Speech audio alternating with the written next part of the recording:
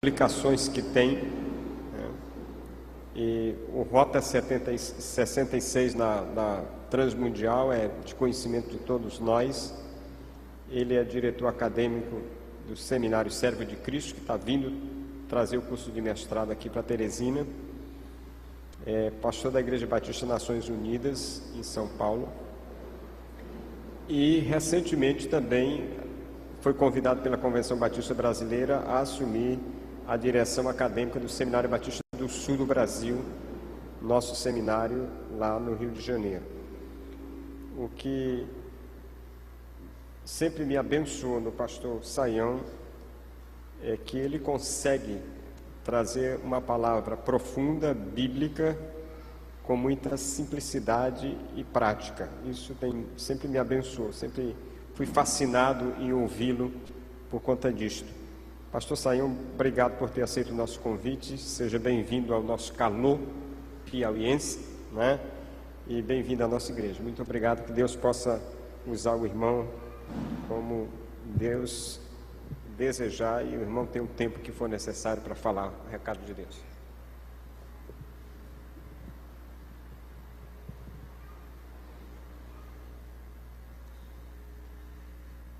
Graça e paz aos irmãos.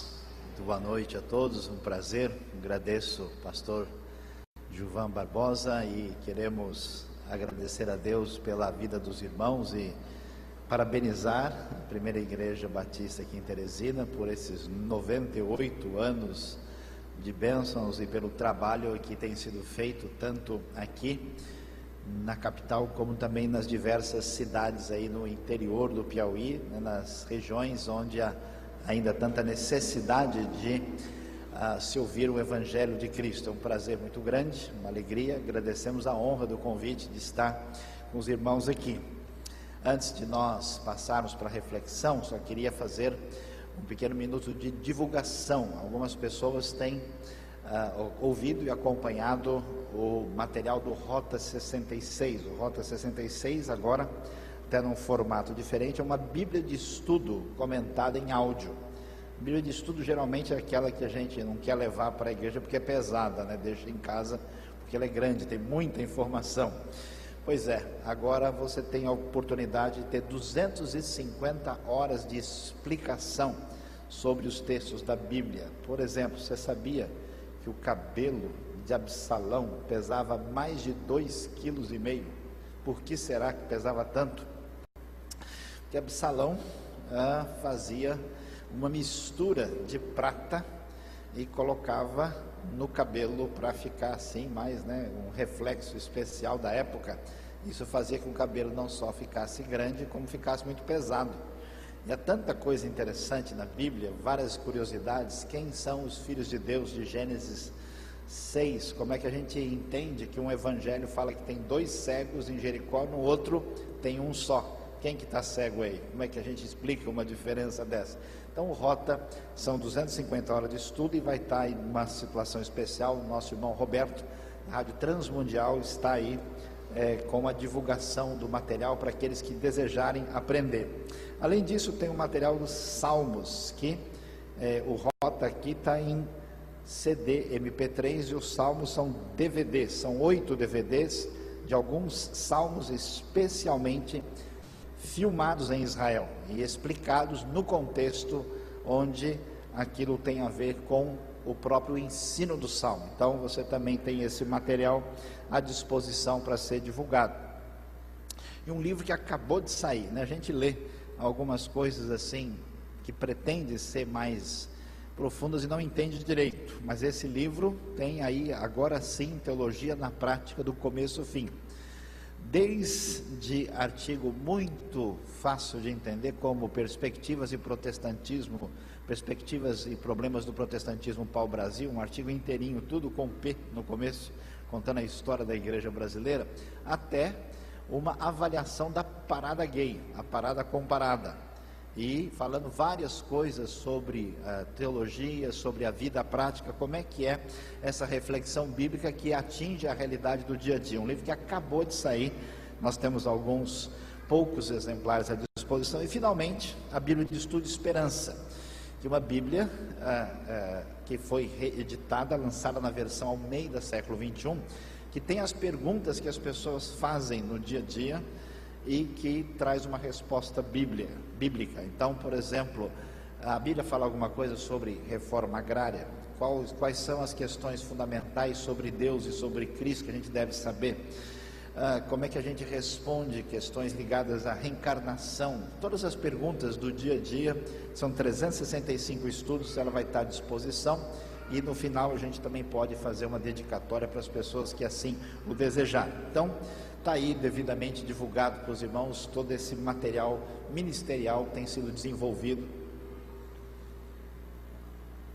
para o benefício da realidade da igreja brasileira. O pastor Gilvan já falou, a gente quer reforçar. Que horas temos o café amanhã? Próximo 8? Às 8 horas, né? Pessoal interessado em estudo, aprofundamento, vamos lançar oficialmente o mestrado em parceria do Seminário Batista com o Seminário Servo de Cristo. Mas, meus queridos irmãos, eu queria que nós abríssemos a Bíblia em Gênesis capítulo 13. Vamos ler a história muito interessante do versículo 1 até versículo 18. Vamos ficar de pé para fazer a leitura do texto bíblico e acompanhar a reflexão quando vamos estar pensando nesses dias sobre espiritualidade e sabedoria com equilíbrio na realidade dos dias de hoje. Gênesis 13, a partir do verso 1, nos diz o seguinte: Abrão subiu do Egito para o Negueb, levando sua mulher e tudo que tinha, e Ló o acompanhava. Abrão havia ficado muito rico em gado, prata e ouro. Em sua jornada subiu do Betel até chegar ao lugar onde havia armado sua tenda anteriormente entre Betel e Ai, até o lugar do altar que havia feito, e ali Abrão invocou o nome do Senhor. E Ló, que ia com Abrão, também tinha ovelha, gado e tendas. A terra não podia sustentá-los habitando juntos. Como os seus bens eram muitos, não podiam habitar juntos. Por isso houve um desentendimento entre os pastores dos rebanhos de Abraão e os pastores dos rebanhos de Ló. Nessa época, os cananeus e os perizeus habitavam aquela terra. E Abraão disse a Ló: não haja desentendimento entre mim e ti, nem entre os meus pastores e os teus pastores, pois somos irmãos. A terra toda não está diante de ti, peço-te que te separes de mim. Se escolheres a esquerda, irei para a direita, se escolheres a direita, irei para a esquerda.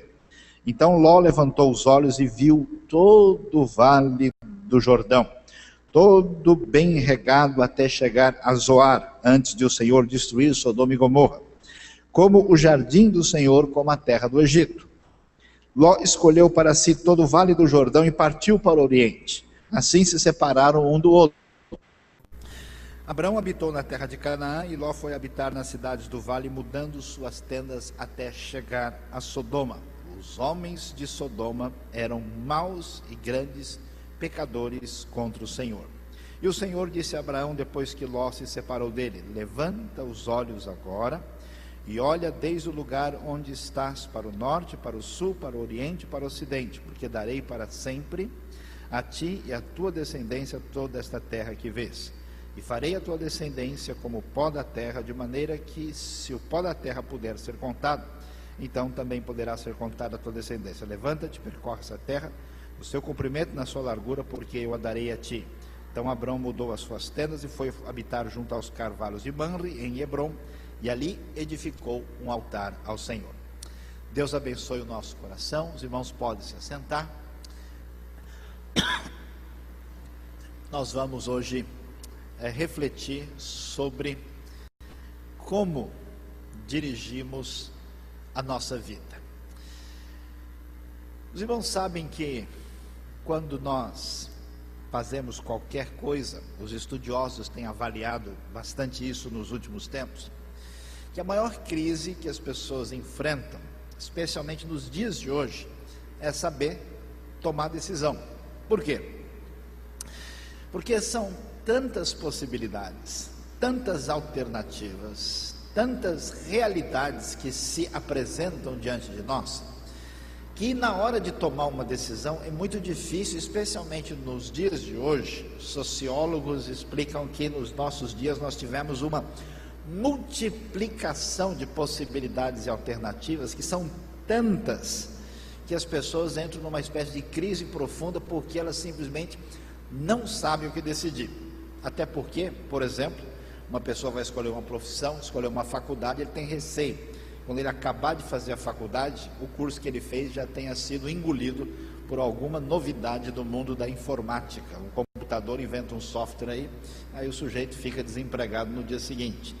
Então o drama é tão complicado, alguns falam inclusive que antigamente a vida das pessoas estava tão definida que o indivíduo não precisava nem pensar direito, nem com quem ia casar. Os pais já diziam: ô fulano, né, você vai casar com a fulana. No tempo dos nossos avós e bisavós a coisa funcionava assim, o cara já estava com a vida encaminhada, o indivíduo já estava com as coisas definidas. Mas com a realidade se multiplicando tanto, o maior drama dos dias de hoje é se a pessoa casa ou compra uma bicicleta, ou se ele vai nessa direção ou vai naquela direção, se ele entra nesse caminho. Então esse drama de tomada de decisão é a grande dificuldade, talvez uma das grandes lutas do mundo de hoje. Ter filho ou não ter filho, mais um filho ou não, mudar de cidade ou não mudar de cidade, fazer isso ou fazer aquilo, nós não sabemos o que virá depois. Nesse processo, a pergunta que a gente levanta é: qual é o caminho, quais são os mecanismos, que tipo de atitude geral toma conta da nossa vida quando nós tomamos as decisões? Como é que elas funcionam? Quais são os parâmetros que nos fazem decidir fazer isso ou fazer aquilo? É muito interessante observar que a maior parte das pessoas tomam as suas decisões exclusivamente naquilo que pode ser percebido e visto de imediato. Então, se a pessoa vê, por exemplo, que desse lado aqui, nessa escolha parece que a situação é melhor para mim, eu tomo. E quase a grande maioria das pessoas, inclusive da igreja, ultimamente tem tomado decisões quase que exclusivamente em função de referenciais econômicos e de referenciais imediatos. Quando nós lemos essa história que nós acabamos de ler, de Gênesis 13, essa história chama a nossa atenção. Por quê?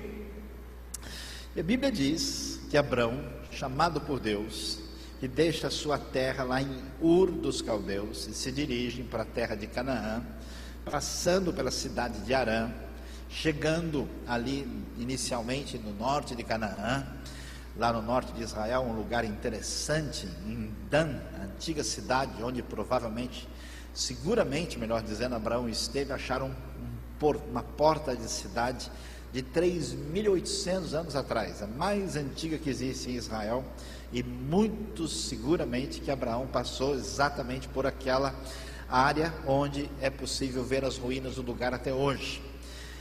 Abraão chega lá e ele está acompanhado do seu familiar, seu sobrinho Ló. Seu pai havia falecido na cidade de Harã, e eles começam a viver na terra e multiplicam os seus rebanhos. E você sabe, Abraão era uma pessoa bem de vida no contexto da sua época, e os rebanhos se multiplicam, e de repente acontece aquilo que a gente poderia esperar em qualquer situação, inclusive na Bíblia. Há um desentendimento entre os pastores de Abraão e os pastores de Ló, e eles não conseguem mais trabalhar juntos. Não há espaço suficiente para eles trabalharem na terra. E a Bíblia então diz que houve esse conflito, essa desavença, e nesse momento Deus diz que Abraão chega para Ló e diz: escuta, nós não vamos brigar, vamos parar de ter qualquer tipo de conflito sobre essas questões, a terra não está diante de ti, eu peço que a gente agora se separe.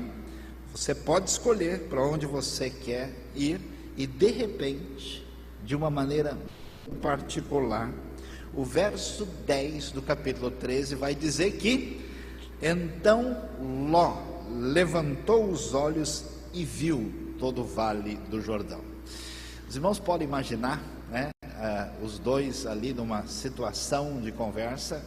A região de Israel é interessante porque você tem o Vale do Jordão, que é bem baixo, depois sobe, fica numa parte elevada, e quem está na parte de cima, de fato, pode olhar de lá e ver toda uma região mais baixa que vai longe. Quando Ló olha, e é interessante o texto bíblico mostrar, enfatizar que Ló presta atenção naquilo que ele está vendo, e ele observa e ele vê o quê? Ele viu o vale regado, chegando até a parte mais sul em Zoar, antes do Senhor destruir Sodoma, e a Bíblia diz que Ló escolheu para si todo o vale do Jordão e partiu para a parte leste, para a parte oriental.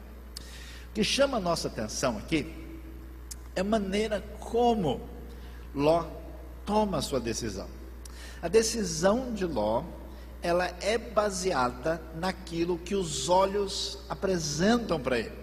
Ele olha, vê e observa que ele vai ter grande vantagem. Olha, está vendo, essa terra aqui é fértil, esse lugar aqui é promissor, aqui eu estou garantindo o meu futuro.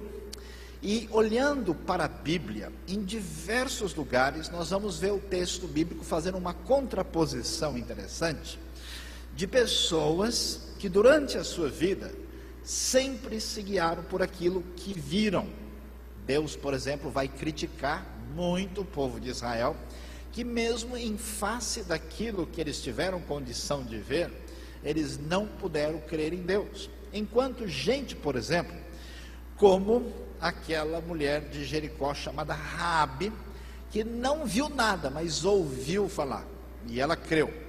Olhando para a história, nós vamos desembocar no elogio final que o texto de Hebreus vai nos trazer, dizendo que a fé é o firme fundamento das coisas que não se veem. Jesus vai dizer que bem-aventurada aquela pessoa que não viu e creu, e vai haver uma contraposição entre visão, enxergar, perceber com os olhos e se guiar a partir da realidade da fé. Isso é muito interessante para a gente pensar. Por quê? Porque a nossa vida, a maneira como a gente constrói a nossa realidade, se fundamenta nos elementos interiores que estão em nós, que tem a ver com nossos aspectos psicológicos. E esses aspectos psicológicos buscam um tipo de segurança, sustentação da nossa parte.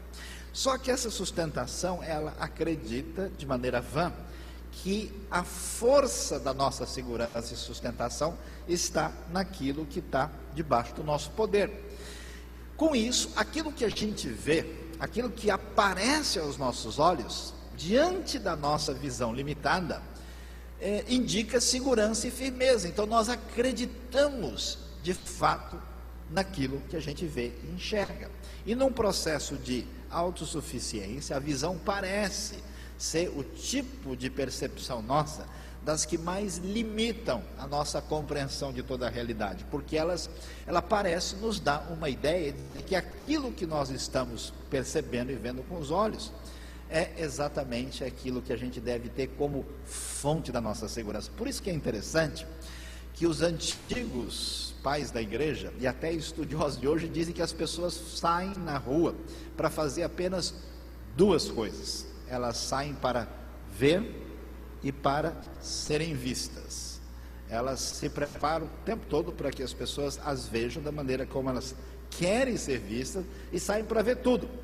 Por isso que as pessoas que trabalham com propaganda, com marketing, no comércio, entendem que eles não vendem um produto, eles vendem uma imagem, eles vendem uma coisa que vai ser vista. E a nossa sociedade maluca, adoecida, faz um negócio muito estranho. Ela compra aquilo de que ela não precisa, a maior parte das pessoas gasta muito dinheiro com aquilo que não precisa, para ter, com o dinheiro que elas não têm, para parecer o que elas não são. É uma coisa completamente estranha, maluca. Tudo isso fundamentado nesse império da visão, nessa maneira de acreditar que aquilo que nós vemos é realmente absoluto, é segurança, é firmeza, é uma espécie de castelo que a gente constrói, a gente estrutura a nossa volta. E o que acontece com isso? Do outro lado, você vai ver uma atitude totalmente diferente. Enquanto Ló aparece em Gênesis 13, tomando a sua decisão, porque ele viu, ele olhou e viu como aquela região era fértil, como aquela área era promissora, como ele ia para um lugar excelente, e ele foi para a região de Sodoma e Gomorra. Ló vai seguir a lógica da vida, que é decidida em cima do que os olhos mostram, uma atitude não equilibrada nas escolhas da vida. Olhando paralelamente, eu acho surpreendente, porque Abraão veio de Ur dos Caldeus, e Ló veio com ele, mas parece que Ló não prestou atenção, porque Abraão tem exatamente diante de si um outro tipo de escolha, que é uma escolha que não fundamenta-se naquilo que a gente vê a partir da nossa própria força e poder. Porque, primeiro, Deus se apresenta a Abraão, e Deus se apresenta de uma maneira muito diferente do que a maioria das pessoas poderia esperar. Por quê? Que tipo de Deus as pessoas queriam? Queriam um Deus que a gente pudesse ver. Por que é importante ver um Deus? Porque a gente pode controlar, a gente pode definir o perfil dele, a gente pode definir como é que ele funciona. Mas o Deus que aparece a Abraão, primeiro não foi invocado por Abraão, foi um Deus que se revelou, que buscou Abraão, e é um Deus invisível, que não pode ser limitado por uma imagem, por um desenho, por qualquer coisa que seja fruto da imaginação humana. Esse Deus se apresenta, e esse Deus faz coisas que eu não sei se os irmãos aqui da primeira igreja estão preparados para ouvir. As palavras desse Deus não se cumprem de imediato. Elas são palavras que, em vez de nos trazerem um prêmio logo na sequência, elas nos trazem um tipo de vida que nos coloca numa dimensão de bastante insegurança e incerteza. Deus fala para Abraão: sai da tua terra, sai do meio dos teus parentes e vai para uma terra que eu te mostrarei. Ou seja, eu não estou vendo Deus, eu não estou vendo a bênção, eu não estou vendo a terra. Andar com Deus significa não depender da visão.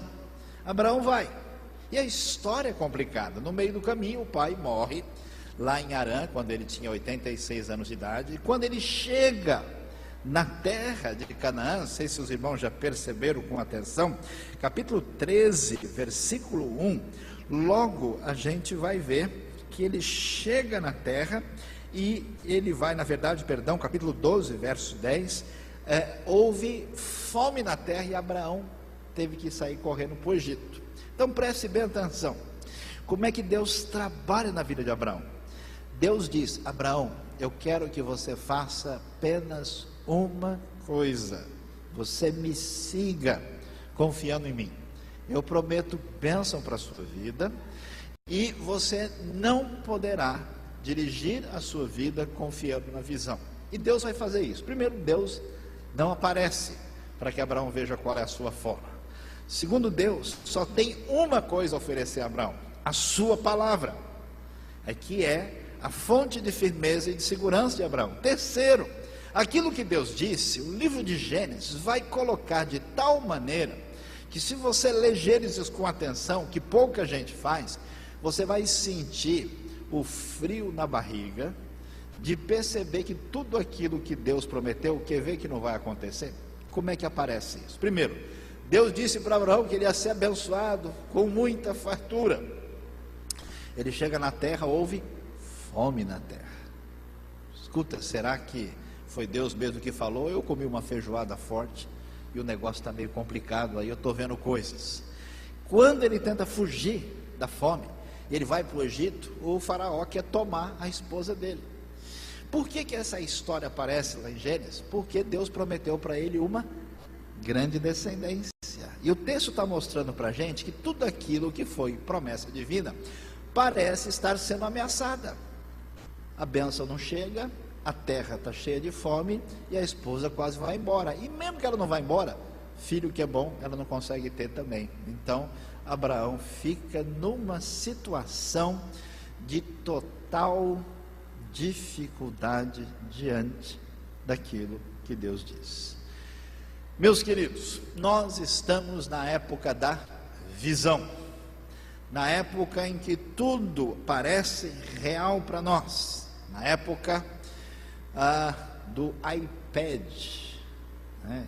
Dizem que em alguns lugares tem iPad, nos outros tem iPod, nos outros tem iPin. Eu não sei como é que funciona isso, se isso se aplica, né? Uns têm iPad e outros têm iPin, depende de como é que é a situação. Estamos na época aí digital, onde as referências da visão se multiplicam diante de nós, e a maior parte das pessoas está acostumada a essa lógica. Por isso nós vivemos uma ansiedade muito grande. As pessoas estão adoecidas nas suas relações emocionais, porque elas estão tão adrenalinicamente motivadas por esse estímulo do imediato, que parece que elas estão impacientes o tempo todo. É difícil você pegar uma pessoa tranquila, sossegada, quieta, em silêncio, pensando sério na vida. Parece que todo mundo tem uma bateria escondida no corpo e está funcionando a 220 por hora. Você pega na pessoa, dá choque. A gente descobre isso quando a gente dirige pelas ruas. Você vê que todo mundo parece que está eletrizado, a coisa está pegando fogo, a coisa está muito esquisita. Tem uma música sertaneja que diz: a coisa está feia, a coisa está preta, quem não está com Deus está na unha do capeta. O negócio está bravo, está estranho demais, o povo está muito complicado. Pois é, Deus vai trazer uma outra referência de lógica, vai ter implicações para nós na vida de Abraão. Eu não vou contar a história toda para você, Abraão. Você vai aprender, em primeiro lugar, a entender que você não tem controle sobre mim. Eu sou o Senhor teu Deus. Eu é que faço. Segundo, aquilo que eu disse vai ser a sua referência, e não aquilo que se cumpre para que você se agarre à bênção e não ao abençoador. Deus, muitas vezes, na nossa vida, provoca e permite circunstâncias difíceis que a gente não entende. Por que não era mais fácil para Deus, que criou os céus e a terra, que sustenta todo o universo, fazer a promessa para Abraão e cumprir no dia seguinte? Seria muito mais simples e mais fácil. Como parece mais fácil para uma criança fazer tudo o que ela quer dentro de uma sala de aula. Ela não está disposta a seguir processos didáticos para um amadurecimento no seu crescimento, como a gente não está tantas vezes. Mas Deus diz: Abraão, você não terá controle sobre mim, eu sou Deus. Eu vou agir na sua vida, e eu vou agir no tempo certo. E enquanto o tempo certo da ação, intervenção divina não chega, Abraão vai enfrentar dificuldades, entendendo o Deus que se revela e o Deus que se esconde. Abraão vai enfrentar dificuldades com Deus que permite que ele enfrente problemas, que ele enfrente circunstâncias adversas, que ele enfrente situações em que ele até acredite que alguma coisa deu errado. Tanto é que isso é verdade, que chegou uma hora que ele cansou tanto de esperar de Deus, que ele disse assim para Deus, lá em Gênesis 17, olha, o Eliezer Damasceno, né?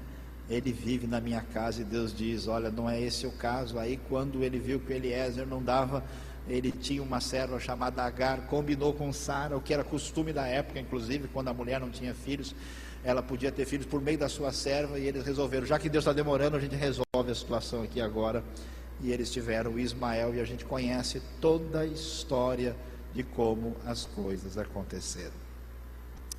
Deus é Deus, Deus não pode ser controlado, Deus tem os seus planos, Deus tem os seus projetos, e Deus pede para os irmãos da PIB de Teresina, para todos que nos ouvem, que nós venhamos a aprender hoje a importância da lógica, de dirigir a vida, de pensar sobre a realidade a partir da palavra de Deus, daquilo que Deus diz, e não daquilo que aparece perante os nossos olhos. Por quê? Porque a lógica da visão, ela é perigosa. A lógica da fé, a lógica do ouvir, é uma lógica que parece não ter sentido, mas quando o tempo vai passando, ela é como uma planta que vai amadurecendo e vai dando os seus frutos. Enquanto a lógica da visão é muito complicada. Por quê? Ló olhou para aquela promessa de prosperidade que a visão lhe apresentou indo para Sodoma, e ele mudou o seu acampamento e foi lá. Quando a gente continua lendo um pouquinho mais adiante, capítulo 14, você vai ver que houve o quê? Guerra entre 4 reis e 5 reis. E nessa guerra, nós temos o rei de Sodoma envolvido. Ló é preso, é capturado nessa batalha, de modo que o próprio Abraão, eu acho tão interessante, como Abraão, tranquila e sossegadamente, quando Ló entrou em desavença, ele era mais velho, ele era o tio, ele tinha prerrogativa, em vez dele decidir, ele falou: não, Ló, pode você tomar a decisão. Ele deixa a coisa nas mãos do seu próprio sobrinho, que, motivado por essa ganância da visão, toma a decisão. E é interessante, onde há prosperidade, há aqueles que se degladiam por ela.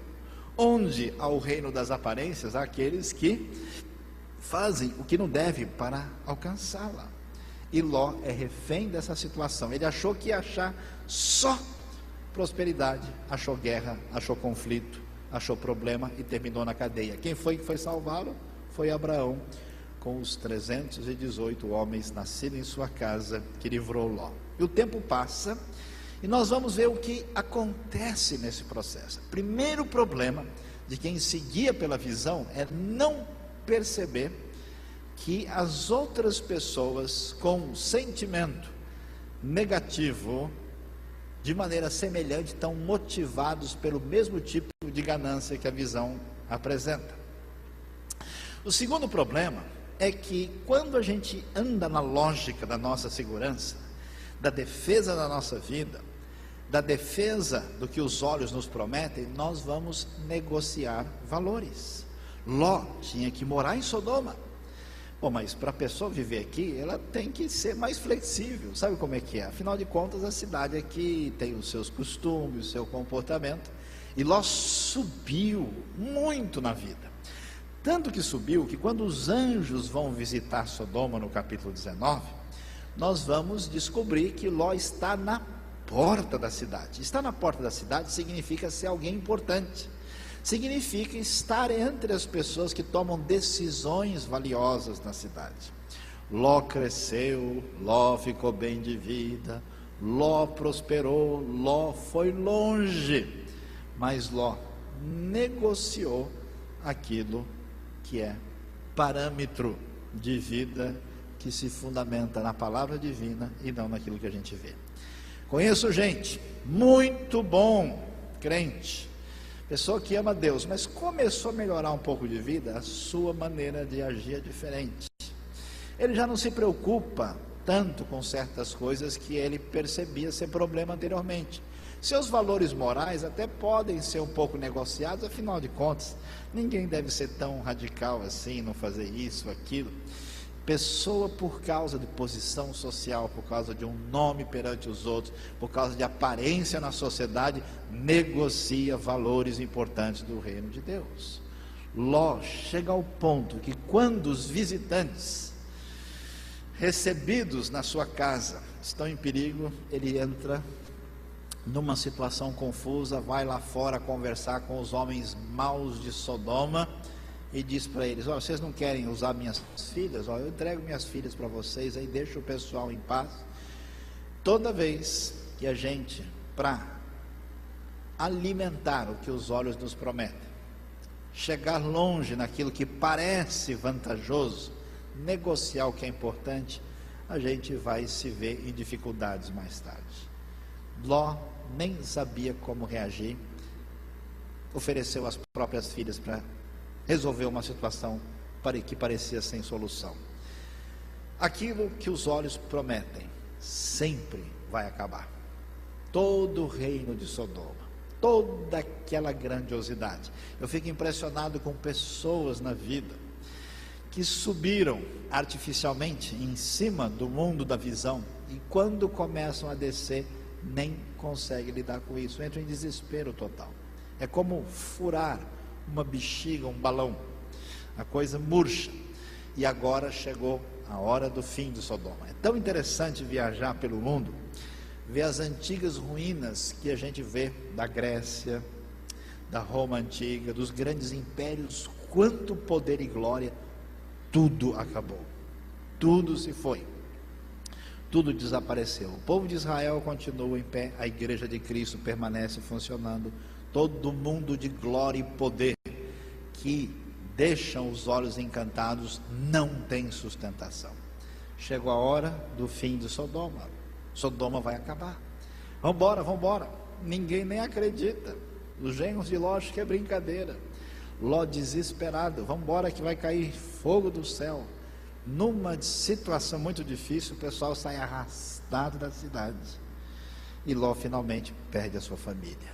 A mulher de Ló, querendo ver o que estava acontecendo, porque a visão era tão fascinante, olhou para trás e se transforma numa estátua de sal.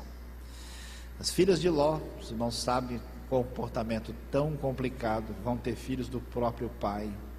Um homem que andou com Abraão, um homem que acompanhou seu tio, que saiu para uma terra que não sabia qual era, que não tinha explicações para dar para ninguém, porque ele só tinha como referência confiar na palavra de Deus.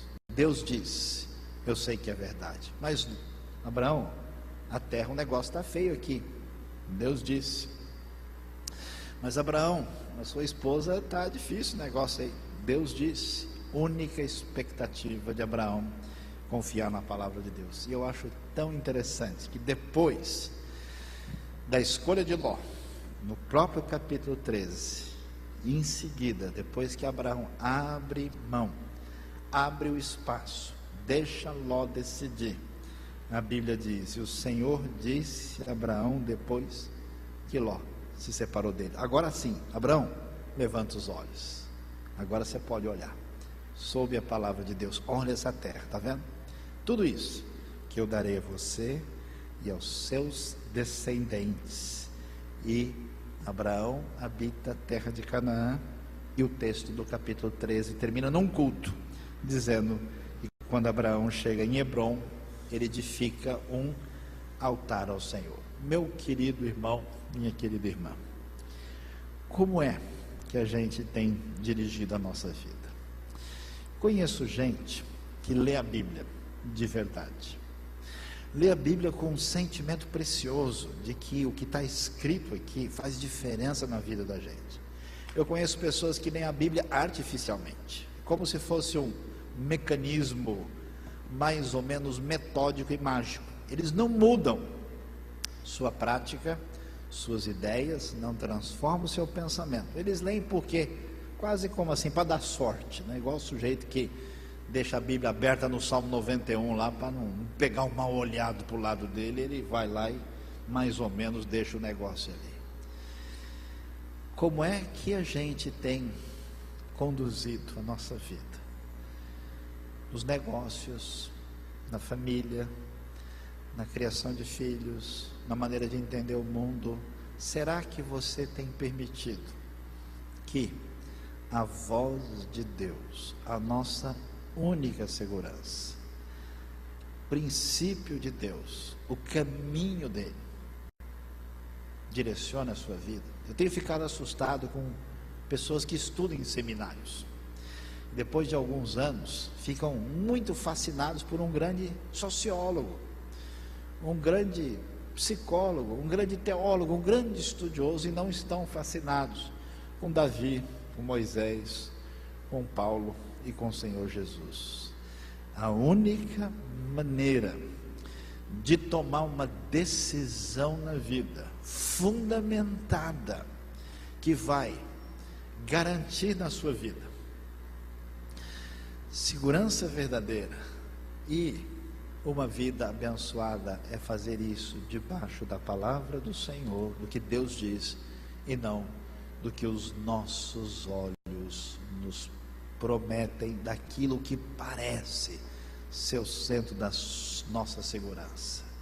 Muita gente, às vezes, até acompanha a realidade na igreja, até ouve a Bíblia meio que de longe, mas não permite que o texto, de fato, domine e seja a referência da sua vida. Agora eu tenho notícias não tão agradáveis aos irmãos.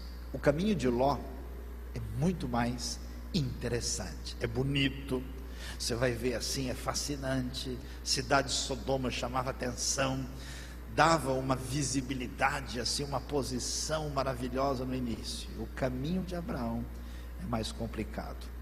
Deus fala e demora. Deus diz, parece que não vai ser assim, porque Deus sabe que aquilo que é a sustentação da nossa vida, fundamentado em nós mesmos, acaba destruindo a gente. Nosso pecado, na verdade, é autonomia e autossuficiência e independência de Deus. E a maneira de reforçar isso, muito definida, acontece pelo predomínio daquilo que se vê. Deus quer que a gente pare, dê um tempo, escute, ouve, como diz Deuteronômio 6, Shema Israel Adonai Eloheinu Adonai Echad. Ouve, ó Israel, o Senhor nosso Deus, o Senhor é um. Deus pede uma coisa, que é difícil a gente conseguir, que a pessoa ouça. O pessoal hoje está tão complicado, você vê duas pessoas conversando uma com outra, nenhuma escuta a outra, cada um conta uma história diferente, os dois falam ao mesmo tempo, e vão os dois embora felizes da vida, porque contaram a história para si mesmos, sem que nenhum tenha nem percebido o que o outro falou. É difícil uma pessoa ficar 3 minutos olhando para outra pessoa, prestando atenção e escutando, sem interromper ou pensar numa outra coisa. Escute, ouça, preste atenção, ouça a palavra de Deus. Se Deus deixar você refém de você mesmo, você vai se atrapalhar e se dar mal. Por isso Deus, de vez em quando, na sua bondade, demora para responder. Deus cria situações adversas. Deus não deixa você pegar o doce de coco que você quer comer na hora, mas Deus vai trabalhar na sua vida, para que a bênção que atinja a sua vida, atinja a vida de tantas pessoas, se multiplique e atravesse as gerações.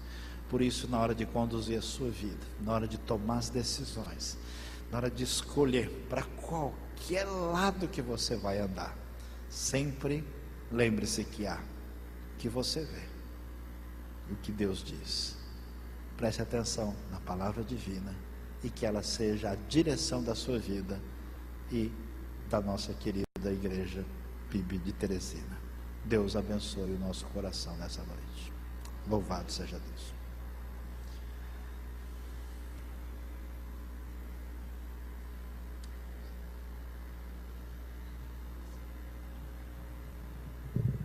Eu gostaria de convidá-los a baixar as suas cabeças. Gostaria que você falasse com Deus por algum tempo. Você acabou de escutar a mensagem do Senhor. Você que nos assiste pela internet, pare um pouquinho e pense naquilo que você ouviu da palavra de Deus. Pense em como você tem conduzido a sua vida. Pense nas decisões que você tem tomado ultimamente, a sua família, o seu trabalho, aquilo que você está investindo, o seu tempo, o seu dinheiro. Como você tem feito essas decisões? Como você tem feito as suas escolhas? Elas são feitas na base daquilo que Deus fala com você, ou apenas daquilo que você vê, que você enxerga, do desejo de sucesso, de lucro, sem considerar os valores que Deus tem colocado em seu coração.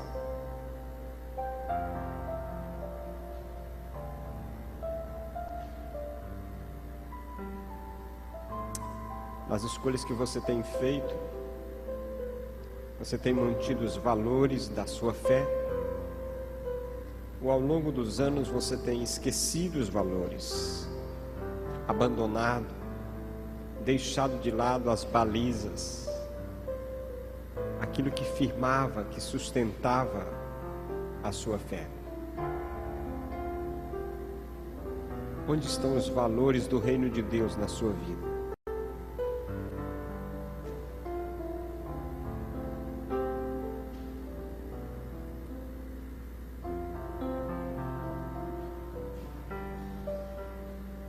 Talvez esse seja o momento para você retomar a caminhada, para você retroceder e você dizer para Deus: Pai, eu tenho tomado decisões erradas, eu tenho feito decisões pela vista. Talvez seja hora de você confessar, dizer: Deus, eu tenho esquecido os valores do Senhor. Talvez seja hora de você dizer: Deus, me perdoa, limpa meu coração, firma os meus pés naquilo que é fé, na confiança, na promessa do Senhor, mesmo que ela demore, mesmo que aparentemente ela não aconteça, mas, ó Deus, firma os meus pés na Tua palavra.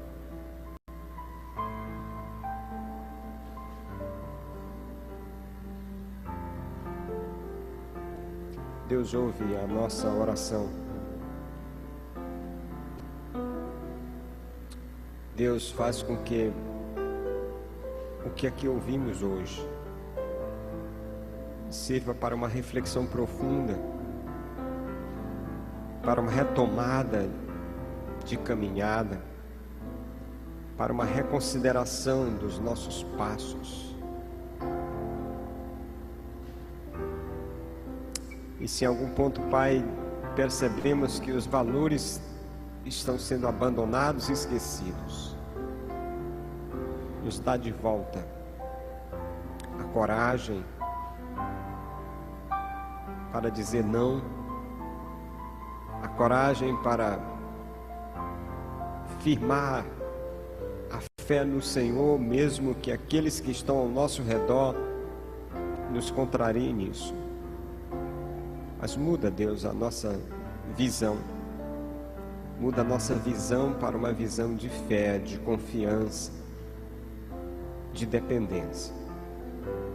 Faz a Tua palavra real em nossas vidas e nos dá os valores do Teu reino de volta.